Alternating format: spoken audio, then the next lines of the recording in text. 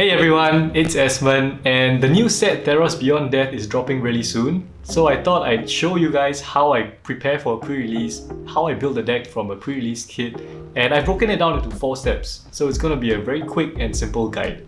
Step 1. Do your research.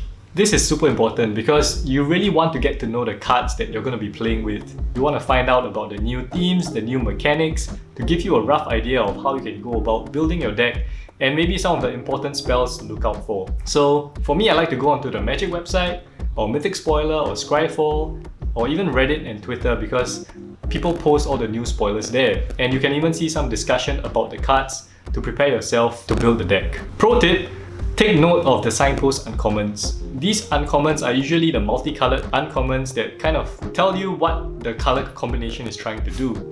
So for example, in Theros, the blue-red archetype is geared towards maybe casting spells on your opponent's turn, and the red-white archetype is about making tokens and casting spells targeting your own creatures to buff them up. So once you're done doing your research, you can move on to Step 2. Pack your bag. So this is really important, and for me I like to keep it simple and neat. What I bring is basically a deck box, but inside the box I make sure to have at least 40 sleeves. So they're going to sleeve up my deck and protect my valuable cards. And my box also comes with a sweet dice tray, so I can keep an assortment of dice to keep track of counters and life totals. And I always recommend to just bring a water bottle as well, because once you're playing games and building your decks, time is going to fly by and you don't even realize if you get dehydrated. So the water bottle helps you keep you hydrated throughout the day. So now you are ready to go to Step 3. The actual pre-release. So now you're at your local game shop and they give you this. It's a pre-release kit. Inside it, you'll find a 20-sided die, a foil promo card. This set, War of the Spark, was special, so they gave 2 cards, and you get 6 of the freshest booster packs and a pre-release guide.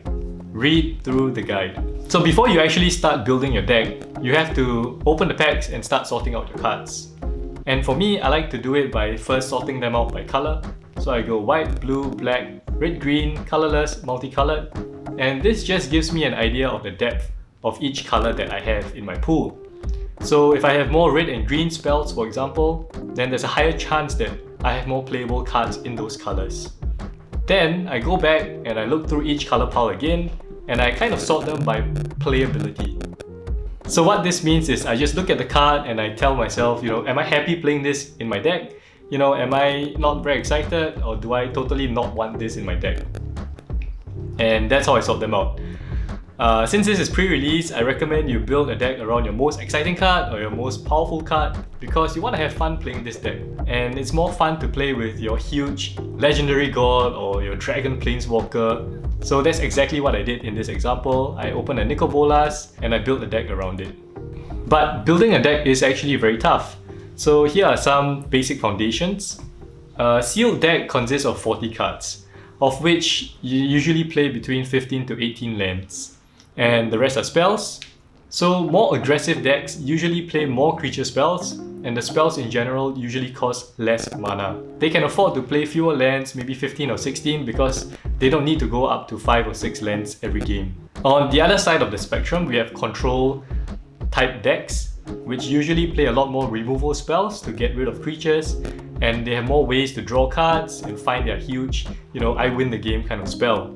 So these kind of decks tend to run closer to 17 or 18 lands because they just can't afford to miss a single land drop for the first 5 or 6 turns. While you're building the deck, figure out where your deck is within this spectrum, and that will just help you judge roughly whether you need more lands or whether you need fewer lands.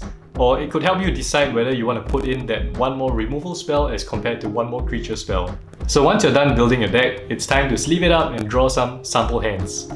So just draw 7 cards and see whether you have enough lands, or if you're playing too many colors, whether you have enough mana fixing inside it. And it's almost time to go and play, but there's just one last step, and this is very important. Step 4. Keep your stuff. This is so important. A lot of people go for pre-release and they just dump all the cards that they're not using into the pre-release kit, or even worse, they just leave it as a pile of cards on the table. And it's so easy for someone else to mistake the pre-release box as theirs, and they can accidentally take your pile of cards and boom, you've just lost the majority of your pool. It's happened to me, it's happened to a lot of people I know, and people don't realize it until they're home and it's too late. It's almost impossible to kind of find out who lost their cards or who took the wrong pile of cards. So immediately once you're done building your deck, just keep all those spare cards into your deck box. They're also your sideboard, and this is another advantage of having your own deck box because it's more unlikely for someone else to have the exact same deck box as you. Then take the box and just keep it with you at all times. And that's it. That's about it for my guide. Besides that, go and have fun. This is a pre-release event. It's casual, go and meet new people, discuss the new cards, try out the new mechanics and synergies. Thank you so much for watching, and I'll see you all next time. Bye. Step!